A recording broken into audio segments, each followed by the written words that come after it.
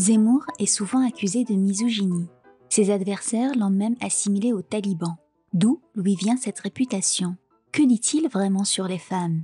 Dans cette vidéo, je vous expose la théorie de Zemmour sur la féminisation de la société, ses causes et ses risques. Zemmour commence son livre « Le premier sexe » avec cette phrase « Je sais qu'il n'y a pas l'homme et la femme, mais des femmes et des hommes ».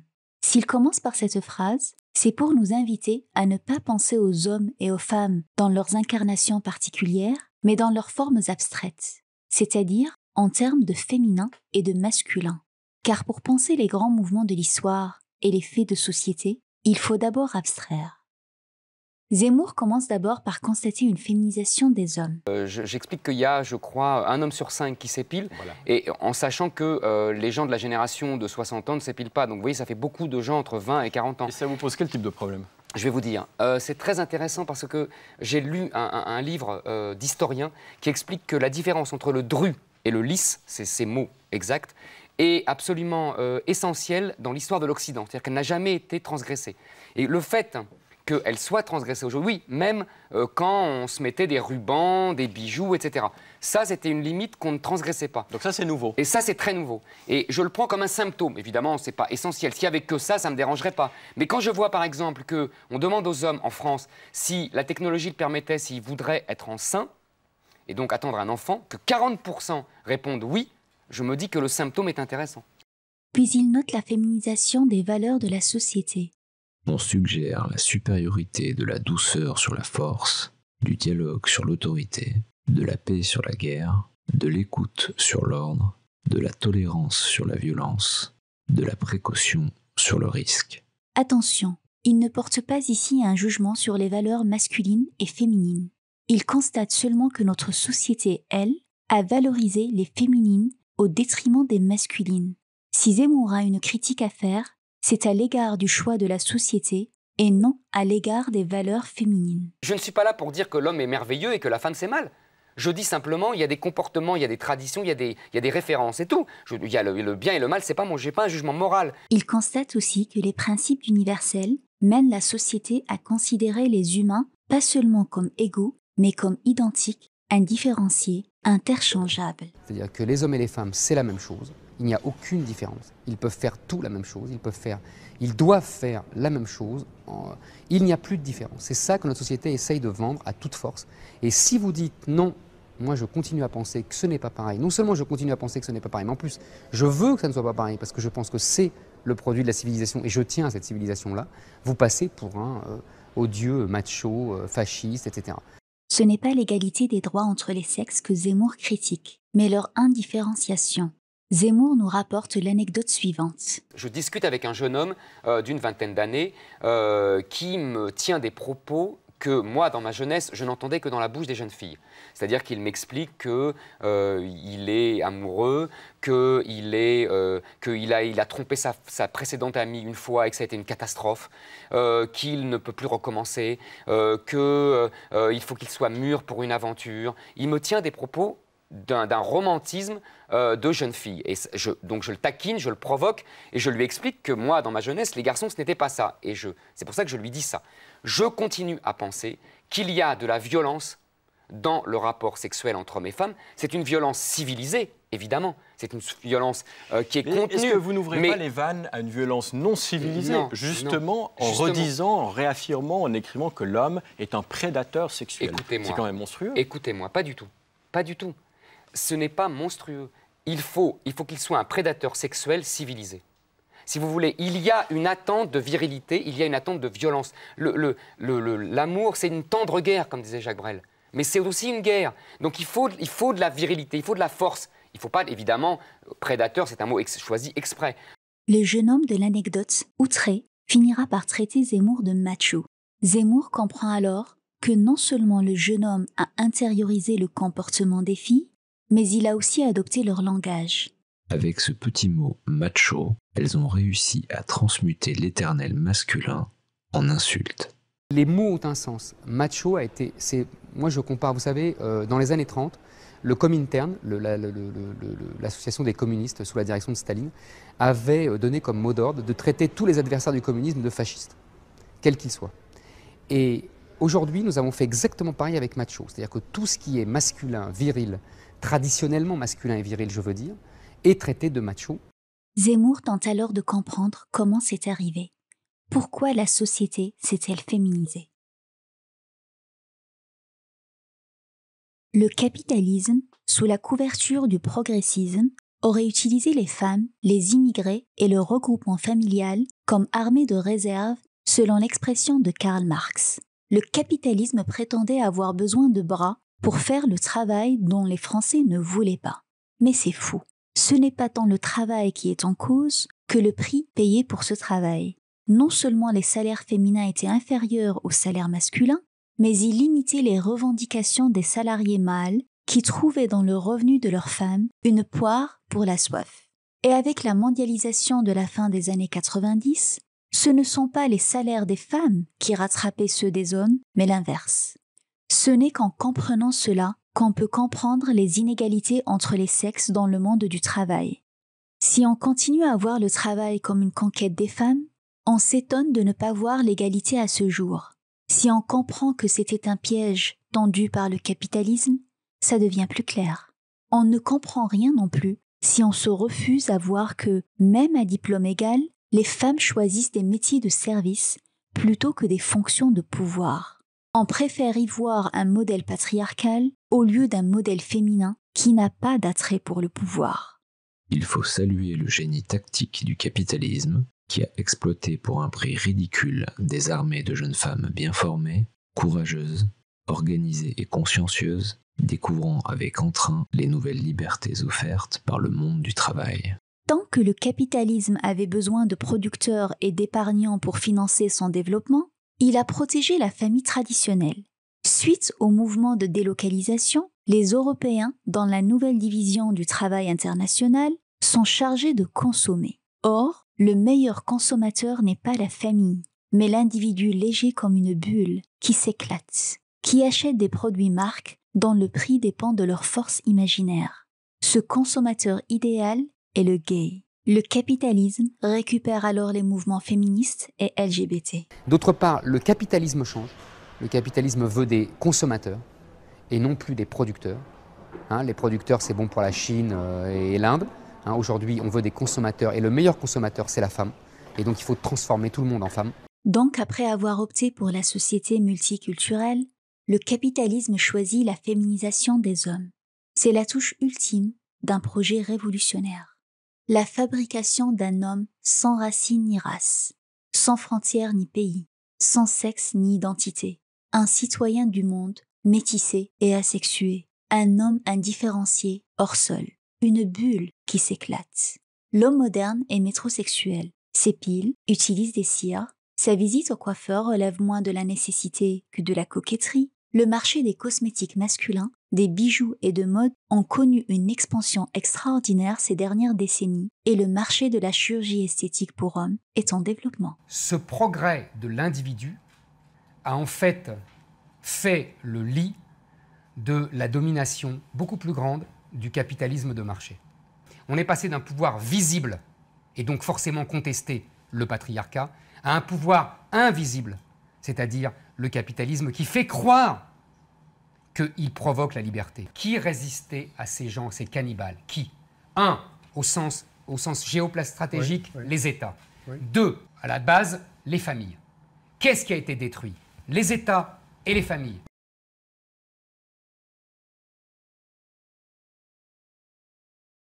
Les créateurs de mode, majoritairement homosexuels, auraient imposé à la société leurs fantasmes à travers des mutantes, avec des corps de garçons, longs et secs, sans seins ni fesses. Puis la presse féminine, puis la télévision, apprend progressivement aux hommes à aimer les corps sculptés des sportives et aux femmes à aimer des hommes soignés, épilés, doux. C'est-à-dire des hommes eux aussi reconfigurés par le raffinement homosexuel. L'homme qui plaît aux femmes est celui qui leur ressemble.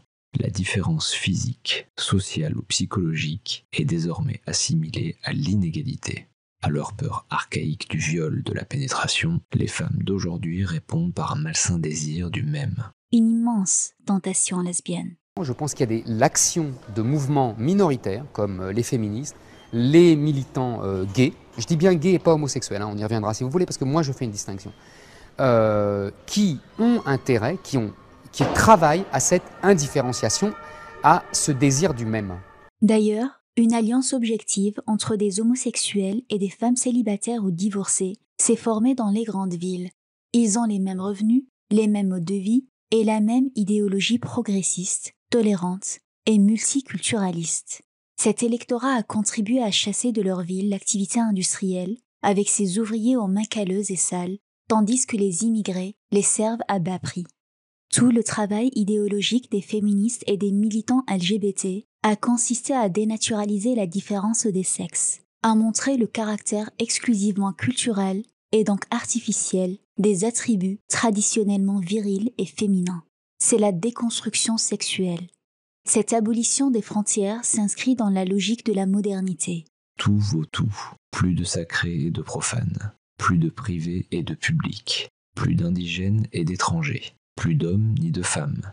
C'est une société du désordre qui a supplanté une société de l'ordre. Moi, j'ai grandi dans les années 70 quand j'étais jeune, et je sais très bien, j'ai connu le discours de l'époque, il y a du féminin dans l'homme et du masculin dans la femme. Je sais très bien que les identités ne sont pas seulement naturelles, elles sont aussi culturelles, et que ça s'est construit. Mais ce que je veux dire, c'est que je ne vois pas pourquoi la construction d'une identité serait mal, sans mauvais jeu de mots. Je pense que les identités masculines et féminines, c'est aussi la civilisation. Elles se sont construites au fil du temps. Et je pense que c'est très dangereux de vouloir les détruire. Je pense que nous allons vers un monde qui refuse la distinction. J'aime beaucoup ce mot français qui veut dire à la fois la séparation et à la fois le raffinement. Et nous sommes sur le monde de l'indifférenciation. Zemmour reproche également à la modernité féminisée son puritanisme totalitaire. Il pense à la manière dont les médias et les réseaux sociaux font passer les pulsions de séduction mâle pour une maladie mentale ou une addiction au même titre que l'alcoolisme ou la toxicomanie. Zemmour nous rapporte en exemple un débat entre un jeune agriculteur qui avouait vaguement honteux que sans les prostituées, il n'aurait jamais connu de femme. Et Anne Hidalgo, le regard assassin lui lançait « Il faut vous faire soigner ». La modernité bien pensante a retrouvé les intuitions des bigotes. Mais le traitement n'est pas le même. L'Église ne voulait pas changer l'homme, mais canaliser ses appétits. La modernité se croit éminemment supérieure. Elle ne diabolise pas le sexe, elle l'assume très bien. Elle est libérée, elle n'oblige même plus au mariage. Elle respecte la liberté de chacun. C'est pourquoi elle tolère d'autant moins les déviances. Le sexe sans amour, le sexe tarifé, horreur. Le sexe pour le sexe. La pulsion sexuelle à répétition, sans objet précis, sans sentiment, sans passé, sans avenir. En somme, Zemmour dit que sous les apparences libérées de la modernité se cache un puritanisme bien plus féroce et plus totalitaire que celui de l'Église. Pourtant, au début du féminisme, c'est la femme qu'on a voulu changer, qu'on voulait extraire de son image traditionnelle. Aujourd'hui, on somme les hommes d'aimer pour désirer. Et c'est très intéressant à double titre. D'une part, parce que dans les années 70, on disait l'inverse. Dans les années 70, nos amis féministes disaient « Mais nous aussi, les femmes, nous n'allons plus lier l'amour au désir. C'est un principe d'aliénation qu'on nous a inculqué depuis des milliers d'années et on va s'en émanciper. » Et d'ailleurs, pour certaines, elles s'en sont émancipées. Elles ont pris des amants, elles se sont bien amusées. Mais qu'est-ce qui se passe aujourd'hui? Catherine Millet est complètement désuète, si j'ose dire. Parce que ce qui est intéressant dans les nouvelles générations, ce que j'ai observé en travaillant sur ce livre, c'est qu'on est complètement à l'inverse. Aujourd'hui, on est obsédé par l'amour. Et les jeunes filles, non seulement ont retrouvé le comportement de leur grand-mère, même si elles accumulent leurs amants, c'est pas le problème. Le problème, c'est qu'elles disent oui, mais cette fois-ci, c'est la grande histoire d'amour. À chaque fois, on recommence. Mais en plus, elles obligent les garçons à avoir le même comportement qu'elles. C'est ça qui est beaucoup plus intéressant. Et elles sont d'une férocité incroyable, par exemple, sur l'infidélité. Ils prennent leurs valises dans les 24 heures, mais c'est extraordinaire. Les garçons sont tétanisés, ils sont terrorisés. Mais je croyais que les garçons étaient des transgresseurs. Mais justement, ils sont castrés, comme ça. Oui, ils sont féminisés. Donc ils ne transgressent plus rien. On est bien d'accord. C'est plus des hommes? Non, c'est bien ce que j'ai écrit 150 pages là-dessus. Ouais. C'est bien ce que je dis. Ce ne sont plus des hommes, ce ne sont plus des transgresseurs, ils sont complètement féminisés et donc ils sont soumis à l'idéologie dominante et ils sont là, le petit garçon de leur maman et évidemment de leur petite amie qui est leur deuxième maman.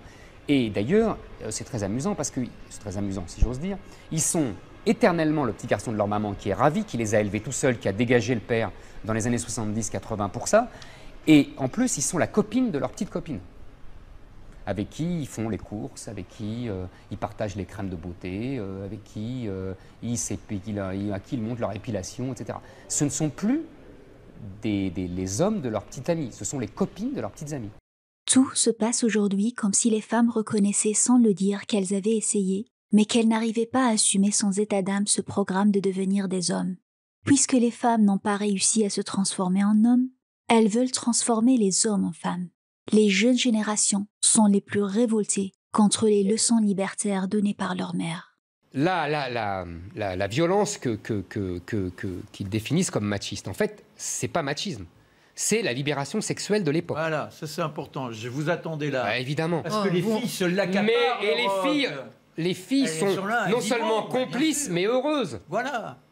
C'est une libération sexuelle pour les garçons et les filles.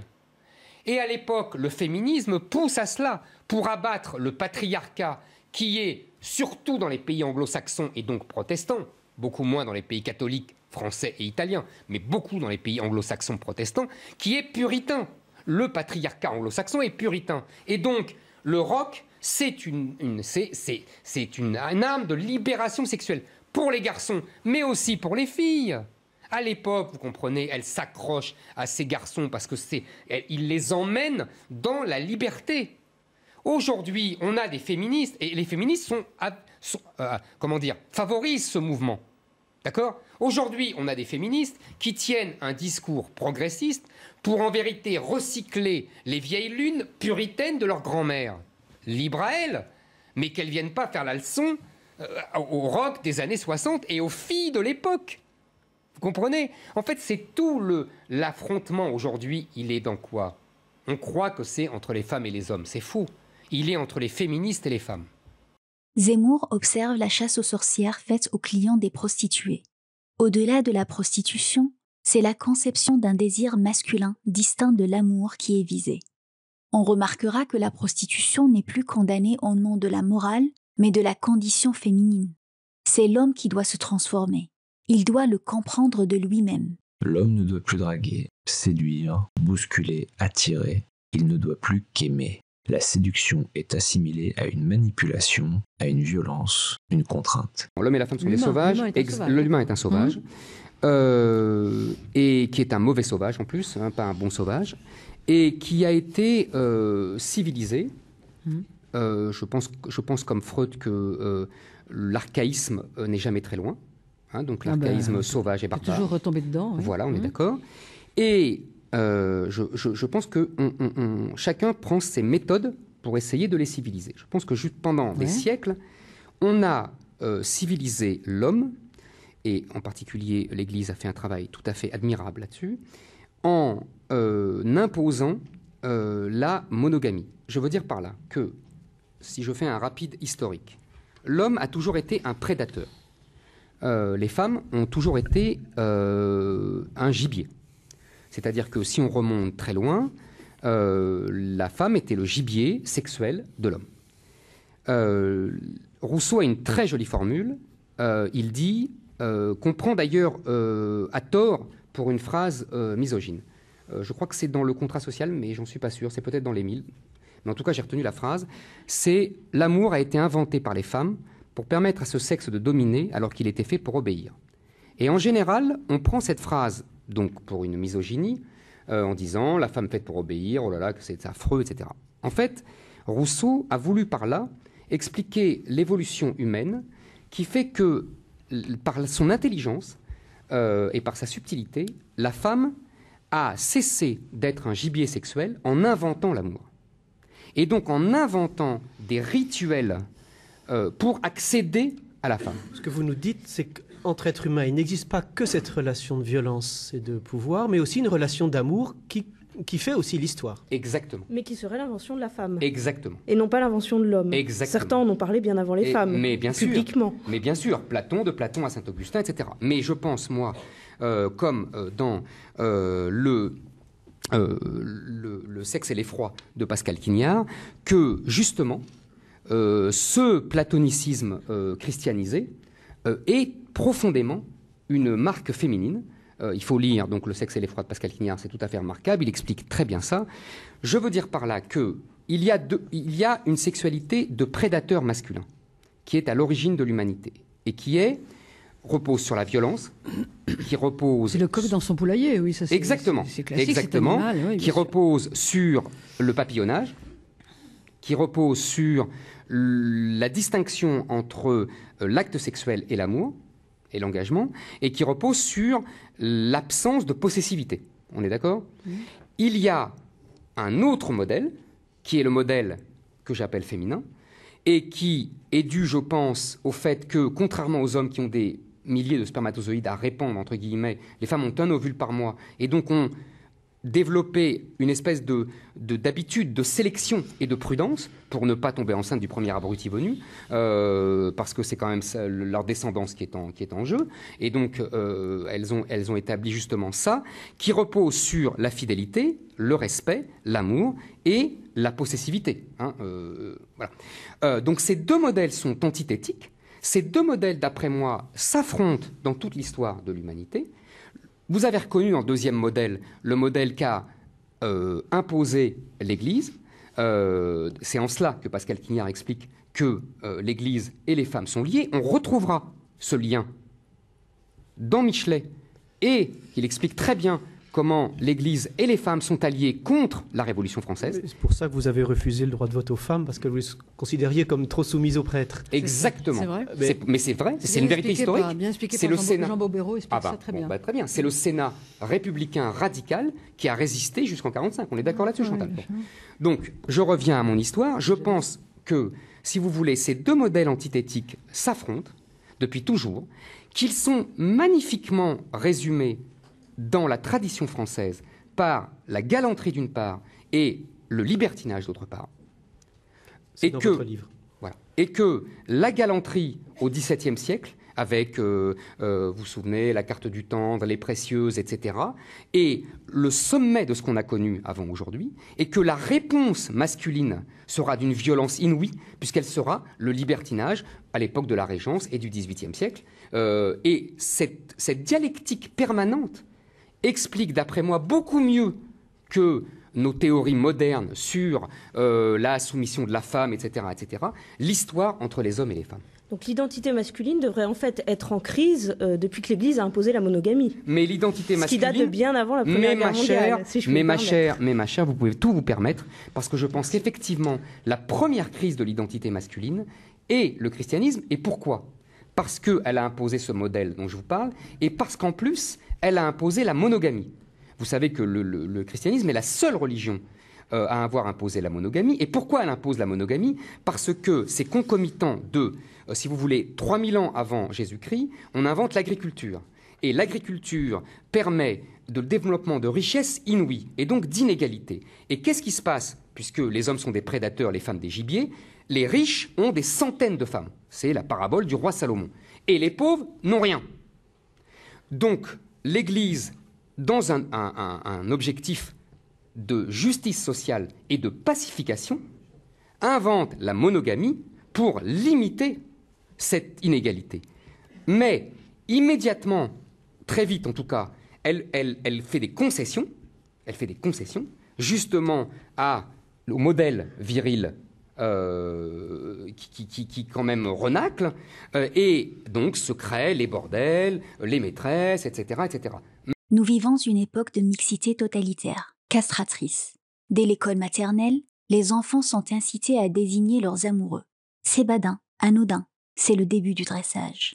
On habitue ainsi tout petit les garçons à ne plus distinguer une fille qui leur plaît et une amoureuse. Le petit garçon et l'adolescent a besoin de rituels masculins pour se fortifier, pour se conforter, pour s'autonomiser entre soi, loin du regard des femmes. Et je regrette ce que j'appelle cette espèce de mixité obligatoire qu'on nous fait vivre depuis 30 ans. Le féminisme est une machine à fabriquer le même. Or, le désir, lui, repose sur l'attraction des différences. Je crois que c'est la féminisation des hommes qui est la cause du divorce de masse. Je ne crois pas que ça soit l'inverse, premièrement. Je pense que le caractère indifférencié et interchangeable des deux personnes dans le couple est en train de tuer le couple. Et paradoxalement, c'est ça qui est intéressant, mais c'est que dans une société traditionnellement dominée par les hommes et par l'imagerie, la psyché masculine, hein, le couple est quelque chose d'assez accessoire. Il y a l'individu et il y a la famille. Ça dans la société traditionnelle. Et le couple n'est qu'un passage, un moment de passage. Hein. Et aujourd'hui, ce qui est une des preuves d'ailleurs selon moi que nous sommes dans une société complètement féminisée, c'est le couple qui est le roi de l'époque. C'est le couple qui est déifié. C'est le couple qui est sanctifié. On veut se mettre en couple. Aujourd'hui, à 18 ans, ils sont en petit couple, je les vois dans la rue, mais moi je n'ai pas l'impression d'avoir connu Louis XIV et je n'ai jamais vécu comme ça. C'est un mode de vie qui est radicalement différent du nôtre. Donc oui, il y a une différence incroyable en 20 ans. Aujourd'hui, ils ne sont plus des individus autonomes, ils sont des couples. Ils sont couplisés. Et c'est pour ça, d'après moi, qu'il y a autant de séparation. Parce que comme le couple est sacralisé, comme il est mythifié, évidemment, dans la réalité de tous les jours, on est forcément déçu par ce mythe. Et donc on divorce. Et comme ce n'est plus la famille qui, vous savez, avant, nos parents disaient on ne divorce pas pour les enfants. On s'est beaucoup moqué d'eux. Mais moi, avec le recul, je me moque moins d'eux. Je trouvais ça assez noble, en fait. J'ai une sexologue qui est venue me voir à Toulouse et qui m'a dit vous avez tout à fait raison. Moi, ce que vous écrivez, je le vois dans mon cabinet de consultation. Et nous sommes dans une société morbide. Et donc, pour combattre cette morbidité, eh ben, on met des femmes nues partout. Parce qu'il y a une espèce d'obsession du sexe dans les images de femmes. Moi, j'ai une explication. Je pense que c'est justement à cause de ce que je dis. C'est justement parce que les hommes sont complètement castrés, qu'ils n'arrivent plus à désirer, qu'on leur invente un monde sursexualisé pour leur donner un peu envie. Parce que, en fait, je crois qu'au fond d'elles, les femmes sont désespérées par ce comportement des hommes. Mais que ce n'est pas fémininement correct que de le dire. Mais je crois qu'elles en souffrent beaucoup plus que les hommes qui ne savent plus où ils sont. Les femmes, elles savent. Et elles savent qu'elles souffrent. Et je crois que la société réagit comme ça, vous voyez, par une image sursexualisée pour donner un peu quand même de désir à ces hommes qui sont complètement émasculés. Il n'y a plus de désir. Le désir je pense que l'indifférenciation tue le désir. Et c'est quoi le danger de ce désir alors? Alors là, il faut que vous lisiez Stendhal dans De l'amour, qui explique ça très bien. Au premier grain de passion, il y a un premier grain de fiasco. C'est-à-dire que l'homme, quand il aime, il sanctifie la femme et donc il n'arrive plus à la désirer. En clair, il n'arrive plus à bander. Et non, les femmes ne bandent pas jusqu'à preuve du contraire. Mais enfin, on va peut-être pouvoir... Vous aviez l'impression que je disais? Ah ben, évidemment que c'est schématique. Ah mais évidemment que c'est schématique. C'est évidemment schématique. C'est évidemment, il y a toutes les nuances du monde à apporter à ça. Mais la grille de lecture, et Stendhal le décrit magnifiquement dans son livre, évidemment qu'après il faut nuancer, il le nuance très bien d'ailleurs, mais la grille de lecture est ça. Et aujourd'hui, cette grille de lecture est niée.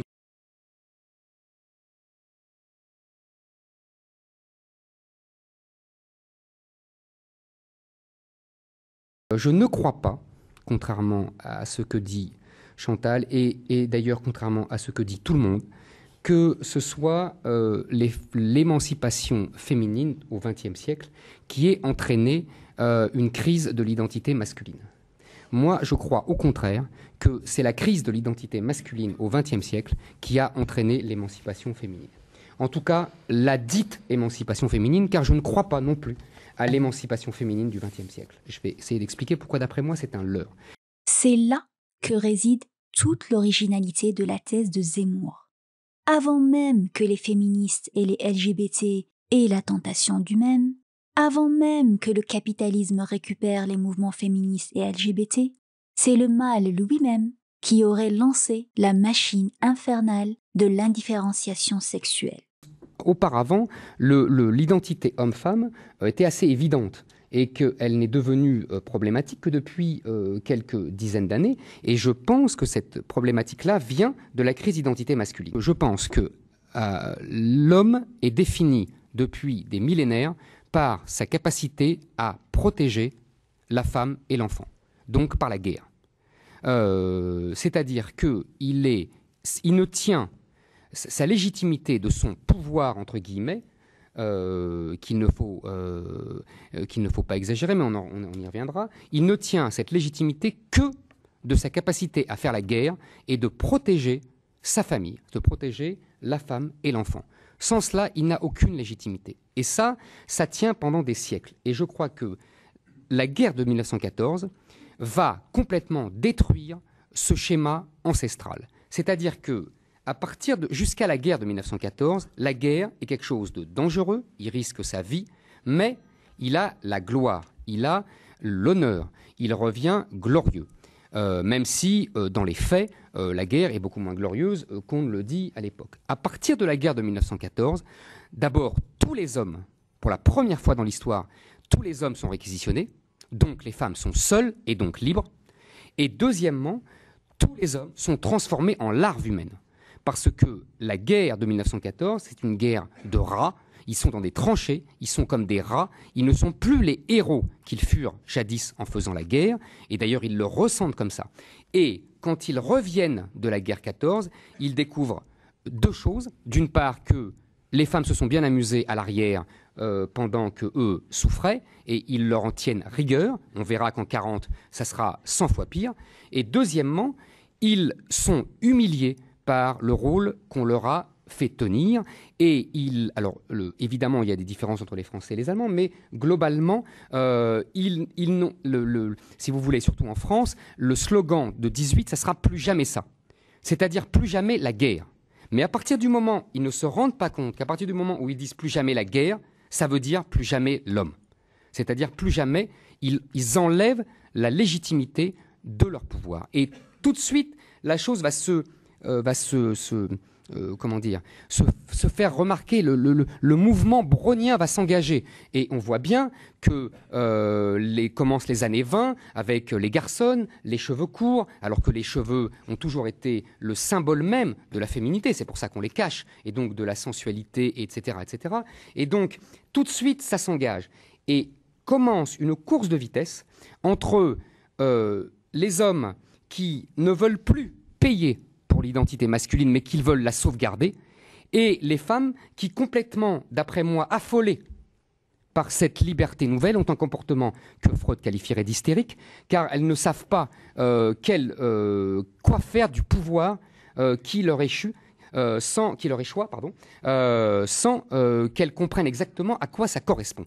Et c'est comme ça que moi, j'analyse les mouvements fascistes et communistes des années 30, qui sont des parodies viriles d'hommes complètement fragilisés par la Première Guerre mondiale et qui essayent d'afficher selon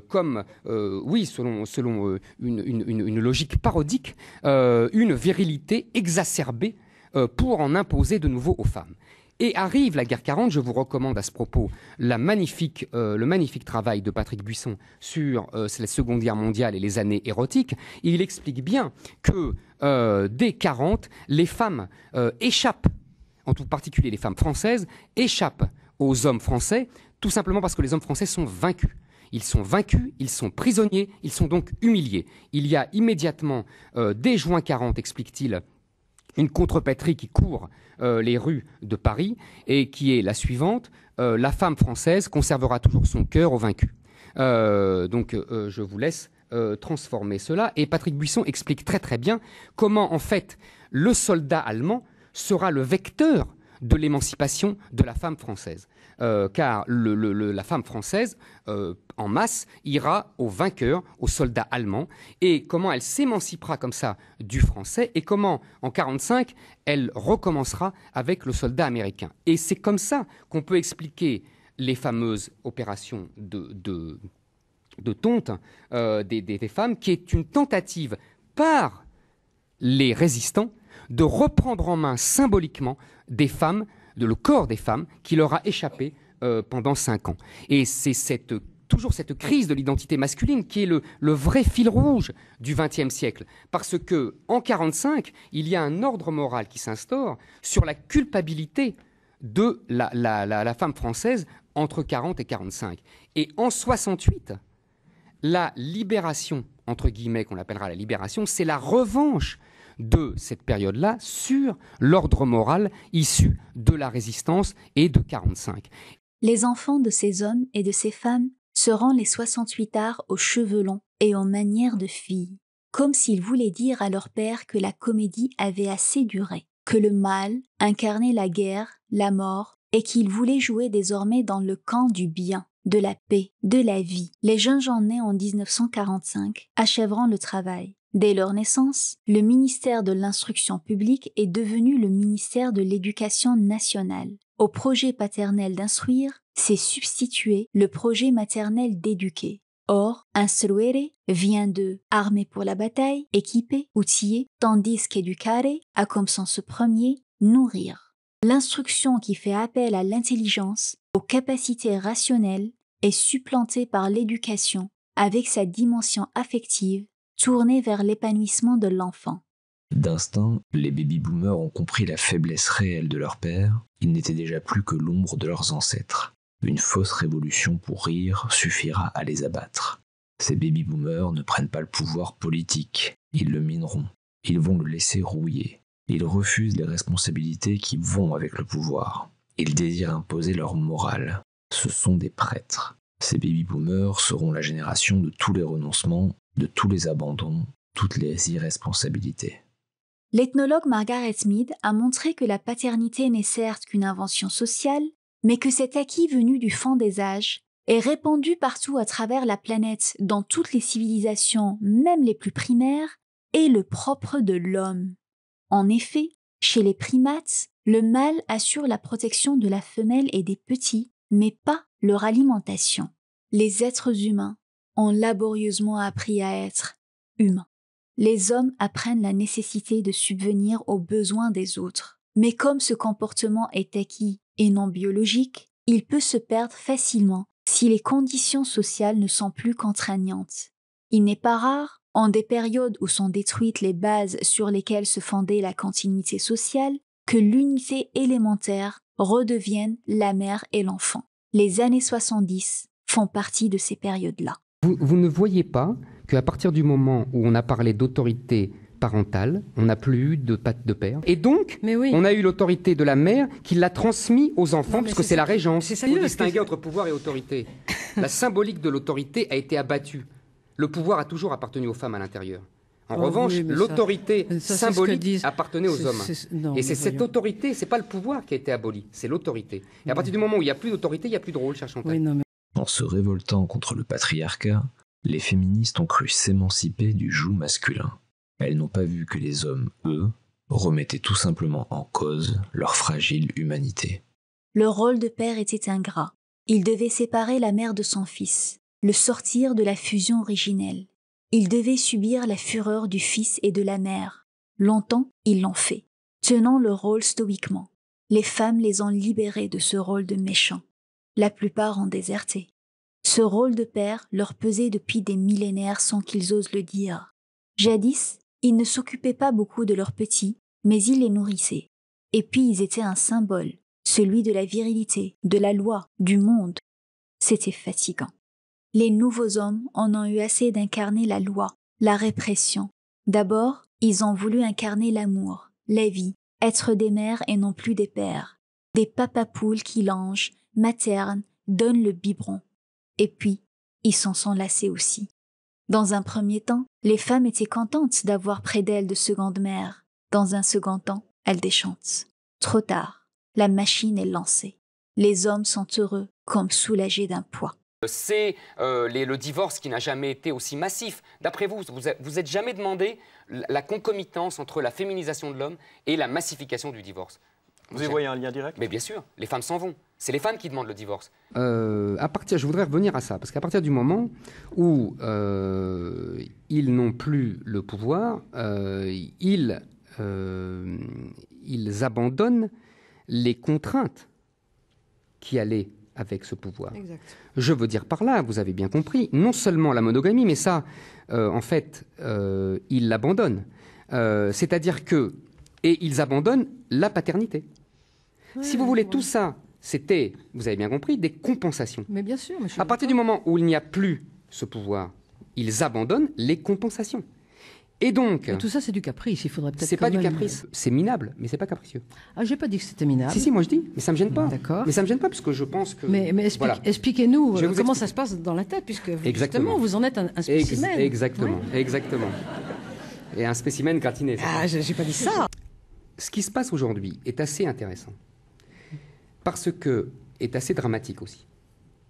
C'est-à-dire qu'autrefois, les hommes avaient le sens de certaines responsabilités. Aujourd'hui, ils sont redevenus irresponsables. Ils sont redevenus irresponsables au nom de l'amour. C'est ça qui est très intéressant. Dans la famille, ils refusent pour la plupart d'être la loi, d'être celui qui dit non, d'être celui qui est honni, parce qu'il dit non, parce qu'il met les limites, comme l'a très bien dit Chantal. Il veut être aimé, comme la mère. Il veut séduire ses enfants. C'est lié d'ailleurs, et on en revient à notre discussion sur le 19e et le 20e, à l'évolution du capitalisme, qui était un capitalisme industriel d'épargne. C'est pour ça que la femme était minorée, vous comprenez bien. Et qui maintenant, c'est devenu un capitalisme de séduction. Et c'est pour ça que la femme est aussi magnifiée, parce que c'est elle la consommatrice. Et c'est pour ça que l'homme doit l'imiter. Parenthèse marxisto-économique. Non, mais ça doit être, ça doit être l'un des points. Non, bon. Deuxièmement, donc aujourd'hui, jadis, l'homme, si vous voulez, dans la famille, avait le droit au bordel et aux maîtresses. Mais il ne divorçait pas. À partir du moment où il ne quittait pas la femme, il n'abandonnait pas sa famille. À partir du moment où on a autorisé le divorce, on a remarqué, en gros, 80%, 90% des divorces sont demandés par les femmes. Oui, je sais. Depuis quelques années, on remarque que les hommes partent de plus en plus. Vous savez, dans tous les films des années 60, 70, je me souviens très très bien quand j'étais jeune, à chaque fois, je ne sais pas si vous vous souvenez, les hommes étaient moqués parce que, en particulier par leur maîtresse et par la gente féminine, parce qu'ils ne partaient jamais. Et ils disaient toujours... Ah bon ? Oui. Vous vous souvenez pas de ça ? Non. Ils ne partaient jamais et ils étaient toujours moqués dans les films, dans les romans, en disant, en gros, le discours c'était l'homme est lâche, il n'assume pas ses dilections, ses goûts, il reste à la maison avec Bobonne, entre guillemets, avec maman, et il ne veut pas aller courir l'aventure de l'amour, et il préfère rester à la maison, et il était terriblement brocardé pour ça. Eh bien, aujourd'hui, on peut être content. Parce qu'aujourd'hui, il s'en va. Il quitte maman. Il quitte Bobonne pour l'amour. La vérité, c'est que 3 ans après, il requitte Rebobonne pour l'amour. C'est intéressant. Oui, parce que l'herbe n'est jamais plus verte ailleurs, finalement. Moi, je dis qu'il ne quitte pas maman pour l'amour, mais il quitte pour le désir. En revanche, quand avant, il canalisait son désir en disant « je reste avec maman », aujourd'hui, il ne canalise plus son désir en l'appelant amour. Et c'est là où ça devient terrible, c'est que ça, c'est le discours des femmes. C'est-à-dire que depuis toujours, les femmes mêlent amour et désir. J'ai essayé d'expliquer pourquoi. Je pense que ça vient, vous voyez, des conditions différentes de la procréation. Hein. Donc elles se sont inventées un discours différent de celui des hommes. Et quand les hommes tiennent le discours des femmes, c'est ça que j'appelle la féminisation. Vous voyez, ils tiennent le discours des femmes. Ils ont repris le logiciel des femmes. Avec souvent, en tout cas pour les plus jeunes, parce que je pense que les plus vieux sont des grands hypocrites, je pense que les plus jeunes sont de bonne foi, car ils sont sincèrement aliénés par l'idéologie dominante qui exalte la féminité. Le souci, le problème est double pour... ne me faites pas rire. Voilà. Le problème est double pour les jeunes femmes. D'abord, c'est qu'elles sont quittées à tour de bras, et donc c'est ce qui explique les familles, la multiplication des familles monoparentales, et parce qu'il y a toujours une conséquence économique et sociale à ce qu'on dit, parce que là, on badine, puisqu'on parle d'amour, mais il y a toujours une conséquence économique et sociale. Dans les 7 millions de nouveaux pauvres d'aujourd'hui, vous avez à 90% des femmes avec des enfants. Donc, si vous voulez, l'évolution qu'on présente sous les traits magnifiques du progrès, elle a un coût réel.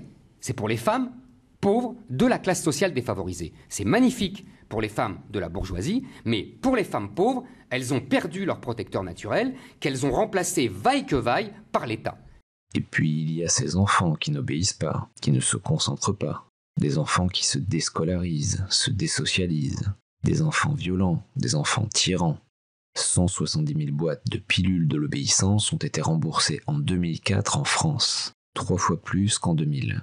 Aux États-Unis, c'est une vieille habitude de traiter avec des médicaments les troubles du comportement chez l'enfant. Comme par hasard, les États-Unis sont aussi le premier pays occidental à avoir remisé la loi du père dans les poubelles de l'histoire familiale et poussé le plus loin l'association explosive d'un matriarcat de fait et de l'enfant roi. Bien heureuse la petite fille qui a son père présent. Ça ne veut pas dire que bien heureuse la petite fille qui a son père qui se prend pour une deuxième mère. Parce que les ravages psychanalytiques après, je ne vous le fais, je vous l'imagine même pas. Non, parce que c'est important. Pas du tout. Retour à Freud, tout bêtement. Retour à Freud. Vous savez, l'homme n'a jamais cessé d'être un homme de Cro-Magnon. Jamais. Et vous et moi, nous restons des hommes de Cro-Magnon. C'est un leurre. Vous vous croyez civilisé, vous ne l'êtes pas. Simplement, vous avez perdu le 10. Non, vous ne l'êtes pas. Je ne suis pas d'accord. Et moi non plus. Hein. Je pense que si l'homme devient une deuxième mère, il ruine toute la mécanique mise à jour par Freud. C'est-à-dire, qu'est-ce que ça doit être la mère? Freud l'explique magnifiquement. La mère, c'est l'amour inconditionnel puisqu'elle le porte. Ce n'est pas le père qui le porte dans son ventre. Qu'est-ce qu'il est, le père? Il est l'interdit, il est la loi, il est la sortie justement vers le monde. Face à cette rare dépression démographique provoquée par la libération des mœurs, les progressistes et les technocrates ont proposé l'immigration. C'est comme si l'Europe, devenue uniformément femme, s'était déclarée terre ouverte, attendant d'être fécondée par une virilité venue du dehors. Le jeune arabe est l'homme d'avant la civilisation. Il réagit de manière binaire, pute en mini-jupe ou sainte voilée, des archétypes masculins, des caricatures. Ils viennent d'un univers où les hommes ne sont pas féminisés, mais où leurs pulsions sont contenues par un cadre rigide, familial et religieux. Mais en Europe, ils vivent dans des pays où ce cadre rigide a explosé. Les autres jeunes les regardent avec un mélange de frayeur et d'envie. Ces Arabes font tout ce que leur maman leur a interdit. Qu'est-ce que c'est que le rap? Alors là, moi j'aime bien les stéréotypes, j'aime bien les préjugés, mais là on est dans l'hyper-stéréotype viril et même agressif. On passe son temps, c'est dans une symbolique de l'argent, beaucoup plus que les années, que le rock qui se prétendait de gauche. Après, ils ont tous gagné beaucoup d'argent, mais ils se prétendaient de gauche. Là, on est dans l'affirmation du culte de l'argent assumé. On a des femmes qui sont représentées uniquement sous la forme de prostituées, ou quasiment des prostituées. C'était pas le cas du rock. Et on a un imaginaire de noirs américains islamisés. Et avec des formules en permanence où on viole les femmes, où on viole la France parce que la France est une femme. Et voilà, ça c'est l'univers du rap. J'ai pas compris le islamisé. Comment? J'ai pas compris islamisé. Il y a beaucoup d'imaginaire noir américain et islamique dans le rap. Tout simplement parce que le rap est une musique de noirs et de maghrébins. À 90% ou à 80%. Et toute cette violence véhiculée contre les femmes, là les féministes ne disent rien. C'est comme si les noirs rappeurs avaient seuls le droit de garder les codes d'un machisme exaspéré et complètement délirant. Eux ont le droit. Les hommes blancs rockers, parce que c'est beaucoup d'hommes blancs à part Jimi Hendrix, eux n'ont pas le droit, eux ce sont des femmes macho. C'est toujours la logique que je vous dis du féminisme. C'est notre discussion, vous vous souvenez, la semaine dernière avec Antoven.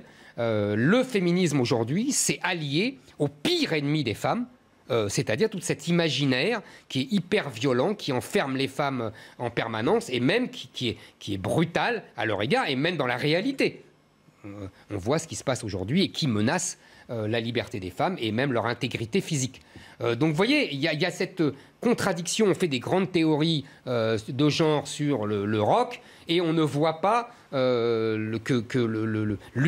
cet univers vraiment pour le coup misogyne du rap. Dans les sociétés chrétiennes, cette violence potentielle était canalisée par le mariage et le bordel.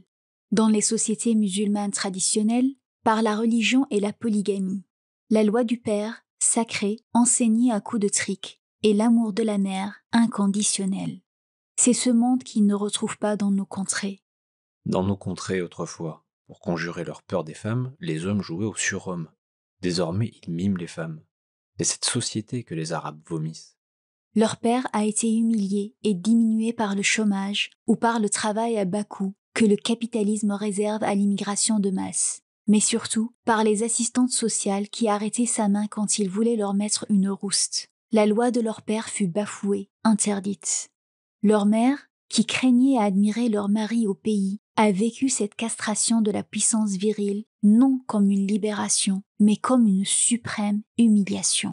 La famille maghrébine a explosé.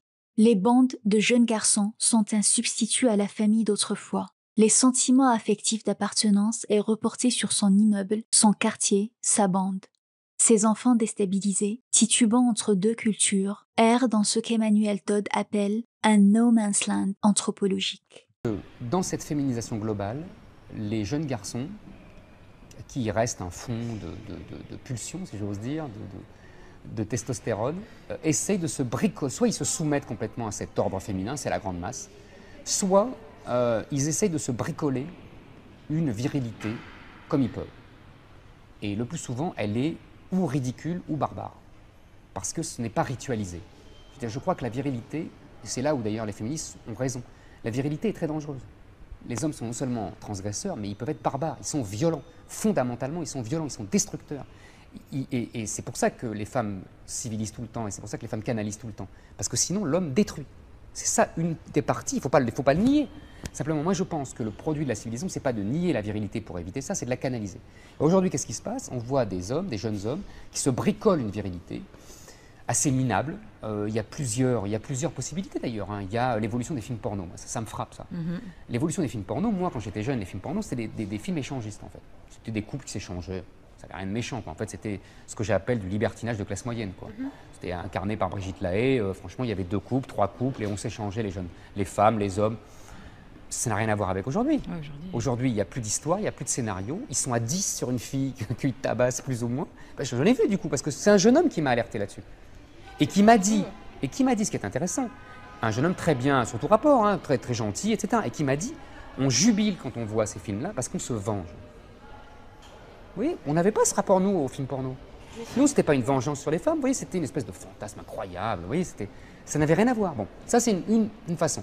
Il y a ce que j'explique aussi en banlieue, c'est que ces jeunes de banlieue refusent la société féminisée et s'inventent eux aussi une virilité d'une barbarie inouïe. Je veux dire, ils interdisent aux femmes, à leurs sœurs, de sortir en dehors dans survêtement ou voilées. Enfin, je veux dire, manifestement, ils ont peur des femmes. C'est une espèce de peur panique des femmes qui est le propre...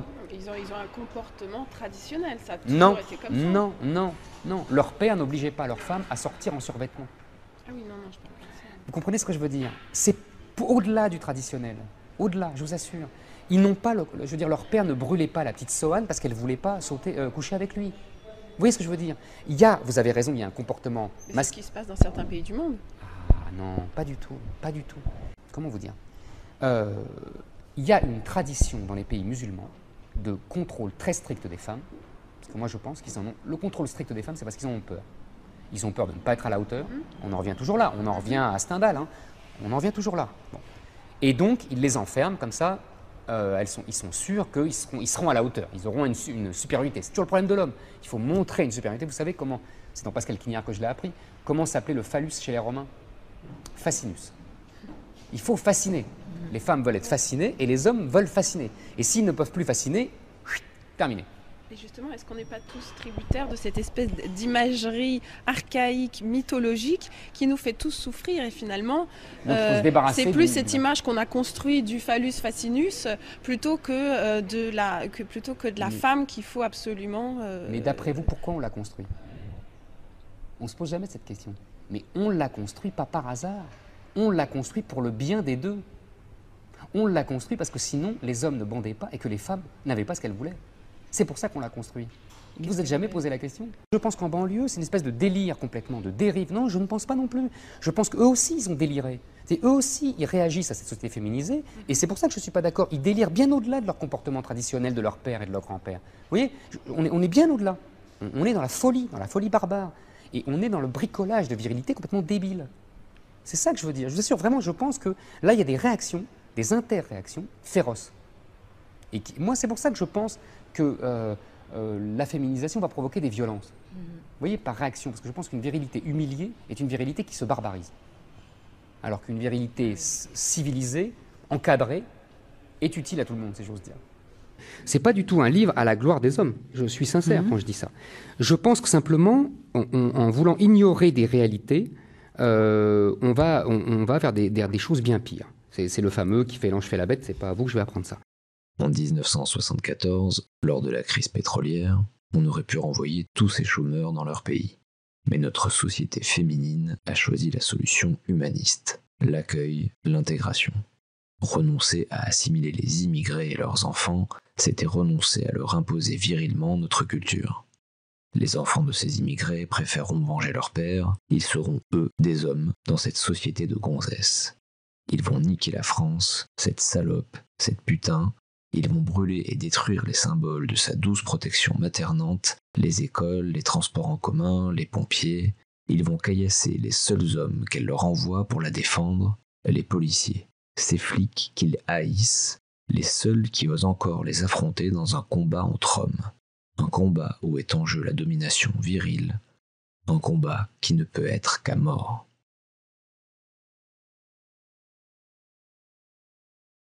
Face au capitalisme, la féminisation des valeurs n'a pas affaibli que la famille. Elle a aussi affaibli le pouvoir politique. Les mots ont changé. On ne parle plus de gouvernement, de pouvoir, mais de gouvernance, bonne ou mauvaise, c'est-à-dire d'adaptation réussie ou non à la mondialisation. Ah oui, dans tous les pays scandinaves, très en avance dans ce domaine, on a constaté que l'arrivée massive des femmes dans la classe politique avait été concomitante de l'évacuation de la politique tout court. Plus de débats idéologiques et le moins possible d'État dans la vie économique. Comme si la parité avait été la politique de la sortie de la politique. La féminisation du politique est aussi passée par la pipolisation et la couplisation de la vie politique, c'est-à-dire l'intrusion des épouses des politiques dans les meetings et les médias. Peu à peu, les idées ont moins d'importance que les personnalités. On ose moins les choix transgressifs. On vote moins pour les extrêmes. Le monde d'avant. On n'imagine pas Madame Giscard d'Estaing, Madame Chirac, je ne parle même pas de Madame de Gaulle. On n'imagine pas les femmes d'avant dans ce monde que tu méprises et que tu dénonces tout le temps par rapport à ce monde merveilleux d'aujourd'hui, ce monde de l'égalité, ce monde féminisé, ce monde de la transparence. Taisez-vous. Ce monde de la transparence. Tu as tout le monde que tu voulais. Aujourd'hui, donc, Madame Giscard d'Estaing, Monsieur Giscard d'Estaing a eu sans doute autant de maîtresses, sinon plus, que François Hollande. Elle était sans doute aussi meurtrie que Madame Trierweiler. Et pourtant, elle n'a jamais écrit. Parce que c'était les femmes d'avant, c'était le monde d'avant. Voilà. Le monde d'hier où les femmes ne parlaient pas, c'est ce que vous voulez dire. En tout cas, elles n'écrivaient pas. Parce que vous dites taisez-vous à moi, mais aux femmes aussi, manifestement. Non, je ne dis pas taisez-vous aux femmes. Je dis simplement qu'avant, et je connais beaucoup de femmes qui pensent la même chose que moi, avant, il y avait une dignité qui est perdue. On est un monde de femmes et on a ça. On peut réclamer... et les femmes en ont honte. On peut réclamer plus... Oui, parce que l'image qu'elle offre des femmes... c'est bien ce que je dis. Elle est gouvernées par leurs émotions, par leurs passions, incapables de prendre de la distance avec les situations. Je te répète. Zemmour note le recours aux larmes dans la vie politique. Or, les larmes sont l'arme absolue dans un monde féminin de l'émotion télévisuelle. Les femmes investissent le politique au moment où les politiques, face à la mondialisation, ne maîtrisent plus la monnaie, les frontières, doivent laisser entrer librement sur leur territoire hommes, marchandises, capitaux. Que reste-t-il à la politique face à la mondialisation? Le social? Dans les milieux où il y a vraiment le pouvoir, il n'y a pas de femmes. Dans la finance, c'est infinitésimal. Parce que je pense qu'il y a un lien... alors là, on remonte à la nuit des temps entre le pouvoir et la virilité. Je pense que, en fait, les hommes ont inventé le pouvoir. Mais ça vous inquiète, rassurez-moi. C'est-à-dire que le pouvoir ne doit pas rester seulement dans la main des hommes. Mais bien sûr que si, sinon il se dilapide. Les femmes sont les régentes. C'est dans l'histoire de France, ça a toujours été comme ça. Oui, mais il faut le partager. Elles n'expriment pas le pouvoir. Elles n'incarnent pas le pouvoir. C'est comme ça. Je vous dis, le pouvoir s'évapore dès qu'elles arrivent. Attention, il y a des exceptions. Comprenez bien ce que je dis. Je parle de dominant, de domination, c'est-à-dire du féminin et du masculin. Ça serait plus exact de dire comme ça. le masculin est lié au pouvoir. Il peut y avoir des femmes qui exercent un pouvoir. Parce qu'elles ont des valeurs masculines. Voilà, exactement. C'est plus précis de le dire comme ça. Et quand le féminin domine... elles sont incompatibles avec le pouvoir. Elles sont incompatibles avec, oui, l'incarnation du pouvoir. Et alors, évidemment, il y a beaucoup d'hommes, vous aurez remarqué qu'aujourd'hui, en fait, les hommes politiques, pour la plupart, sont dans l'ordre du féminin. Vous comprenez bien. Ils sont dans l'ordre du social. En fait, les politiques aujourd'hui sont des grandes assistantes sociales. Zemmour ne dit pas que le politique s'est affaibli car il y a trop de femmes en politique. Il dit plutôt qu'il y a beaucoup de femmes en politique, car le politique s'est affaibli, entre autres, à cause de la dévirilisation. Les femmes n'ont investi massivement l'éducation nationale, la magistrature, la médecine, la procédure judiciaire, le journalisme, que quand ces secteurs avaient moins d'argent et moins de pouvoir. En droit, elles ont investi massivement le droit pénal et les divorces, c'est-à-dire là où il y a le moins d'argent à gagner. Le droit des affaires, le plus juteux, reste un domaine d'hommes majoritairement.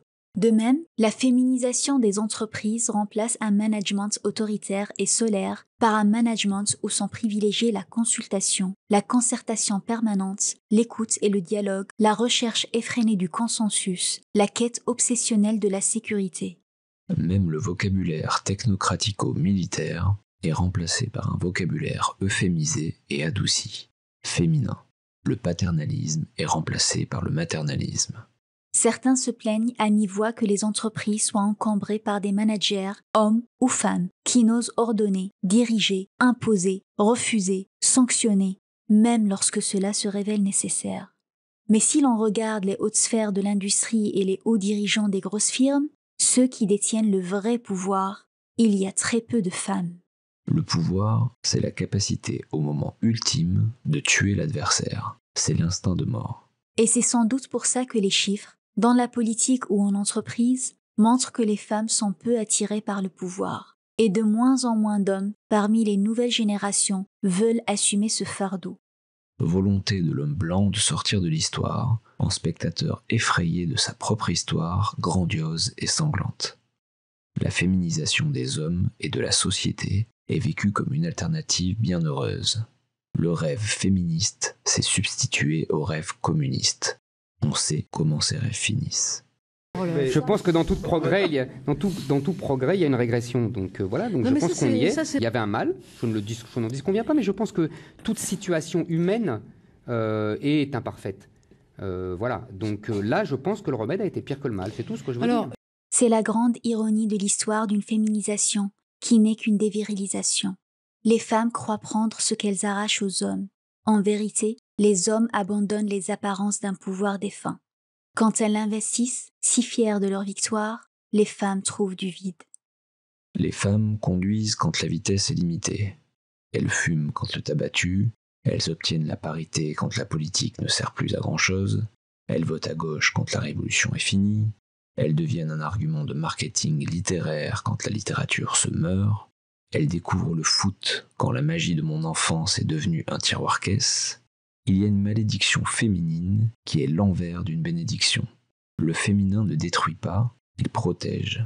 Il ne crée pas, il entretient. Il n'invente pas, il conserve.